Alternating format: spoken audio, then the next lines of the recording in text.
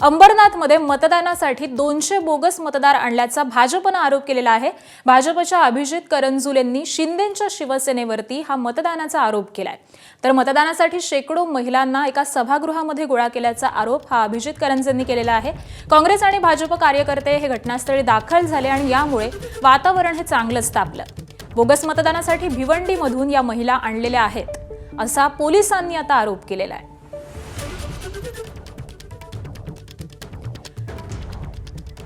तर बोगस मतदानासाठी भिवंडीमधून या महिला आणल्याचं पोलिसांचं म्हणणं आहे।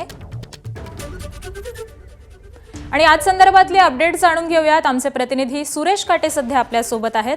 सुरेश, खरं तर पोलिसांकडून या सगळ्याच प्रकरणाचा सकाळपासून तपास केला जात होता आणि आता बोगस मतदानासाठी भिवंडीमधून या महिला आणल्या गेल्याचं कळतंय। नेमकं काय अपडेट मिळतात?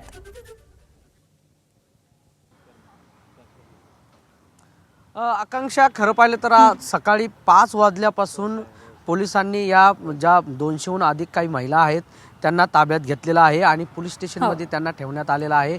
जवळपास 5 ते 6 तास होऊन गेलेले आहेत। त्यांची चौकशी सुरू आहे। त्या संदर्भात त्यांचे नाव आणि पत्ते घेण्याचं देखील काम सुरू आहे। मात्र काही वेळापूर्वी ज्या नगर परिषदेसाठी भाजपच्या उमेदवार ज्या आहेत त्यांचे सासरे गुलाबराव करंजुले जे आहेत त्यांनी थेट आरोप आपल्याकडे केलेला आहे की त्यांनी असं म्हटलेलं आहे की जवळपास 2000हून अधिक महिला असण्याची शक्यता आहे। मालेगाव असेल, मुंब्रा असेल किंवा भिवंडी असेल या ठिकाणावरून बुरखाधारी महिला ज्या आहेत त्या आणलेल्या आहेत आणि ते बोगस मतदान करण्याचं काम या ठिकाणी शिवसेनेकडून करण्यात येत असल्याचा आरोप देखील त्यांनी केलेला आहे। त्यामुळे अंबरनाथची ही निवडणूक जी आहे ती मोठ्या प्रमाणात गाजलेली आपल्याला पाहायला मिळाले आहे। जवळपास 2 ते 3 घटना वेगवेगळ्या या ठिकाणी घडलेल्या आहेत। एका ठिकाणी शिवसेनेने आरोप देखील केलेला आहे की मशीनमध्ये काहीतरी छेडछाड केलेली आहे। दुसरीकडे पैसे वाटण्याचा कार्यक्रम झाल्याची देखील आरोप करण्यात आलेला आहे। आणि आता सकाळचा जो आरोप आहे की जवळपास 200 महिला आता पोलिसांच्या ताब्यामध्ये आहेत आणि त्यांची चौकशी सुरू आहे।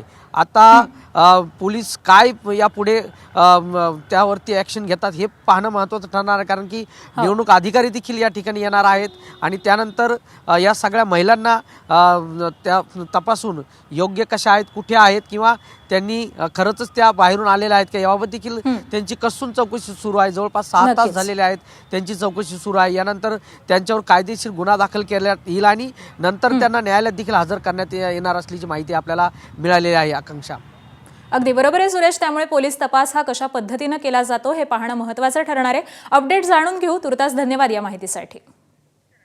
आणि याच बाबत गुलाबराव करंजुले यांच्याशी देखील आमच्या प्रतिनिधींनी बातचीत केलेली आहे। ते नेमकं काय म्हणालेत पाहूयात।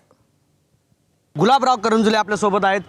काय सांगाल, काय नेमका आरोप आहे आपला आणि आतापर्यंत निवडणूक अधिकाऱ्यांनी काय कारवाई केली यावरती? निवडणूक अधिकाऱ्यांनी रात्री आम्ही तर आमचे जे जिल्हाध्यक्ष होते नंदू परब आणि आमचे काही सहकारी यांनी ह्या महिला रात्री पकडून दिल्या आणि तो कृष्णा मॅरेज हॉलमध्ये ह्या महिला सगळ्या होत्या।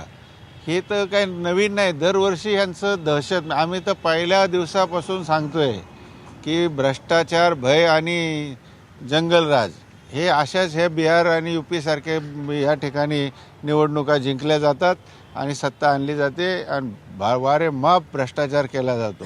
आता आपल्या डोळ्यात देखत बघा, आता महिलेचा बुरखा कोण उचलून बघणार, हीच बाई आहे म्हणून पण बघतो का? परत घाबरून कोणी बघत नाही। पण अशा महिला ते तुम्हाला तर 200 सापडल्या, माझ्याकडे माहिती तर 2000 महिलांची, कमीत कमी 2000 महिला अंबरनाथमध्ये आलेल्या आहेत की अशा ह्या आणि भिवंडी परत तुमचं मुंब्रा ह्या अशा विभागातून मालेगावपासून महिला आलेल्या आहेत अंबरनाथला।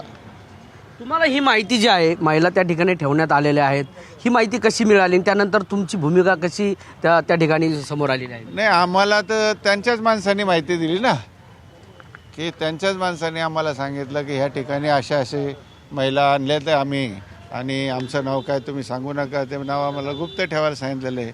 त्यांच्याच माणसांनी माहिती दिली। आता कारवाई काय झालेली आहे? निवडणूक अधिकाऱ्यांशी तुमचं काही बोलणं झालंय का या संदर्भात? निवडणूक अधिकाऱ्यांशी काही बोलणं झालं नाही, परंतु आम्हाला खात्री आहे की निवडणूक अधिकारी जे काही योग्य ते कारवाई करतील। दरम्यान सहाय्यक पोलीस आयुक्त शैलेश काळे यांच्याशी देखील बातचीत केली आमच्या प्रतिनिधींनी, पाहूयात। पडताळणी केली असता आम्हाला काही महिला त्या ठिकाणी आढळून आल्या। सुरुवातीला आम्हाला त्यांनी जे काही रिझन सांगितले होते त्या रिझनच्या अनुषंगाने आम्ही खात्री केली, परंतु ते रिझन्स खोटे असल्याचे आमचे निदर्शनास आले. अद्यापर्यंत आपल्याकडं तशा प्रकारचे कोणतेही मतदानाचे ओळखपत्र किंवा कोणत्याही गोष्टी आपल्याला मिळून आलेल्या नाही आहेत, परंतु त्यांचे या परिसरामध्ये मतदान आहे का या अनुषंगाने सुद्धा खात्री केली जाणार आहे. एबीपी माझा, उघडा डोळे बघा नीट.